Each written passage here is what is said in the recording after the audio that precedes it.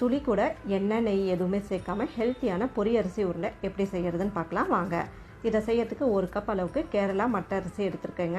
இந்த அரிசி பார்த்திங்கன்னா தக்ஷ்ஃபார்ம்ங்கிற இன்ஸ்டா பேஜ்லேருந்து நமக்கு சென்ட் பண்ணியிருந்தாங்க.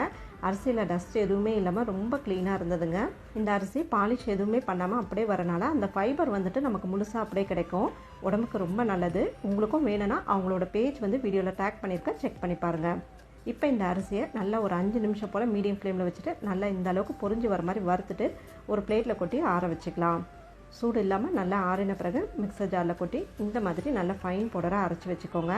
இப்போ பேன் அடுப்பில் வச்சுட்டு 1 கப் அளவுக்கு வெல்லத்துக்கு 3 கப் அளவுக்கு தண்ணி சேர்த்துட்டு இந்த வெல்லம் நல்லா கரைஞ்சி தண்ணி நல்லா கொதிக்கும் போது நம்ம அரைச்சி வச்ச அந்த மாவை இதில் கொட்டிட்டு கட்டி இல்லாமல் நல்லா கலந்து விடணும். மாவு சேர்க்கும் போது ஸ்டவ்வை சிம்மில் வச்சுக்கோங்க. இப்போ பாருங்கள், கட்டி எதுவுமே இல்லாமல் மாவு நல்லா மிக்ஸ் ஆகிடுச்சு. அந்த தண்ணி நல்லா வற்றி வந்துடுச்சு. இப்போ ஸ்டவ்வை சிம்மில் வச்சுட்டு 2 நிமிஷம் போல் மூடி வச்சு வேக வச்சுக்கலாம். 2 நிமிஷம் கழித்து இது கூட வாசனைக்காக 4 ஏலக்காய் தட்டி சேர்த்துட்டு ஒரு பிஞ்ச் உப்பும் சேர்த்து நல்லா கலந்து விட்டுட்டு சூடு ஆறின பிறகு சின்ன சின்ன உருண்டைகளாக உருட்டி இதை வந்துட்டு தேங்காய் துருவலில் இந்த மாதிரி பரட்டி எடுத்து வச்சிங்கன்னா ரொம்ப அருமையான பொரி அரிசி உருண்டை ரெடி.